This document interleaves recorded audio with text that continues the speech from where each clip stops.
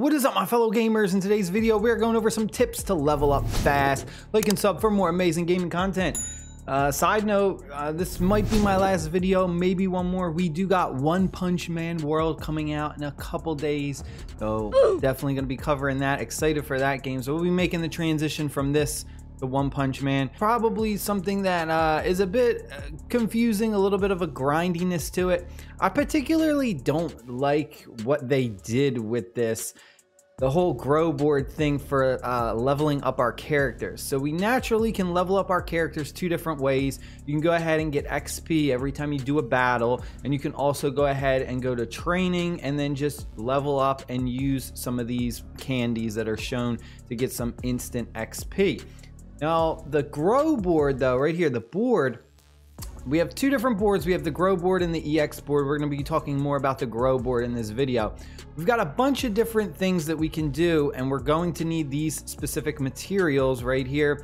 These are the glowing red orbs, blue orbs, purple orbs. There's all different colors for every different type of stat there is. Now, the most important one out of all of these is going to be the top one, and that's going to be your limit unlock, your level limit breaker. This is so important, especially early game, because very fast you're going to hit that level limit of like 10, and then it goes up by 5s. So level limit right here, every time we go ahead and unlock this specific node on the grow board, it's going to increase our character's overall level limit. So an example one would be right here. This one I do not have unlocked yet. If we click it, it'll say limit unlocked. When unlocked, it raises the maximum level by 5. So every tier for the grow board, it's going to unlock it by 5. So this should be the very first node that you unlock before any of the other ones. So always make sure you have enough to go ahead and do that level limit break. It's super duper important because you never want to get to the point where you're going and you're skipping levels, or you're going through the campaign missions and your character's maxed out and you're not getting that additional XP for completing battles. It seems insignificant at first, but it really starts to add up every time. It's like 100 XP you miss out on over and over and over again. The next ones are just kind of increase your stats, like the magic attack core. If you click on this, it's just going to increase your character's stats by an amount. Now the next mistake you can make with leveling up your characters is going to be with your actual materials, your XP materials, these little candies. Now, a lot of people tend to come in here and they just try and like max out their characters really fast.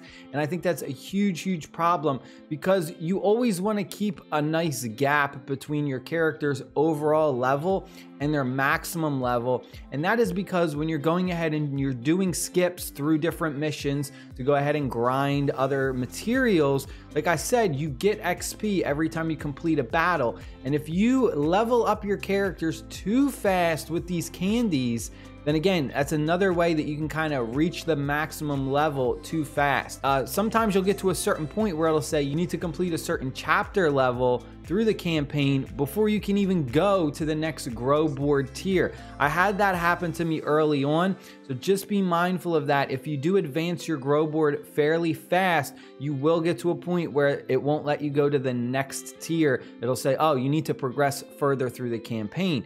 So that, again, you don't want to advance your characters too high, so that way you're missing out on tons of XP through battles. What I like to look at it as, these candies right here, these experience, I tend to try and hoard these as much as possible for when I pull a brand new hero, like a top tier 3-star hero that I want to put in my lineup. And then what I'll do is I'll use these candies, this XP stuff, to advance them and make them kind of catch up faster with the levels of my other main heroes in my lineup. That's the way I always look at it, and that's what I typically do in all the gacha games, so that way I can advance them a lot faster and just throw them in my lineup really quick, instead of like trying to have to grind XP and level them up so that they are hand in hand the same level with my other characters that I've been using since the beginning. Now let's head over to our quests really quick, because there is a little bit of things I want to talk about really quick in the quests. This is where we go ahead and we get a bunch of our different materials.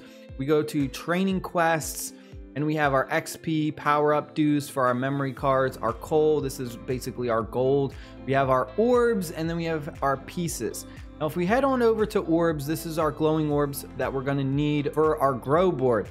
Now, every day, this is so important. Let me move my camera out of the way. Right there where it says daily bonus 0 out of 3. Every day for all the different training quests, you have a daily bonus 3 times. What this means is you can go ahead and your first 3 completions for the day is going to give you a 200% increase to your item drops. So you really want to take advantage of that by trying to get to the highest quest available. You never want to be stuck on like easy and just, you know, wasting all of your big daily bonuses and you're only getting 200% increase for like the basic glowing red orb tier 1 material. So what I tend to do is I try and leave this a little bit last in the day until I get to the point where I know I'm as strong as I possibly can be. And then I'll try and take on the higher difficulty. That way I get a lot more value from my 200 daily bonus. Now, after you complete your daily bonus, you can still grind materials. Like it doesn't stop you. The daily bonus is just 3 times a 200% increase. After that, you can come in here and you can kind of grind these endlessly as long as you have energy.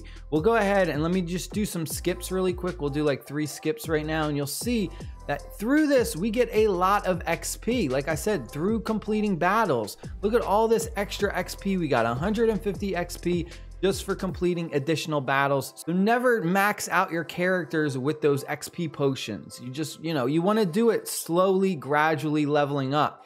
The other thing is you actually get a lot more XP through the battles if you go to the training for the actual XP.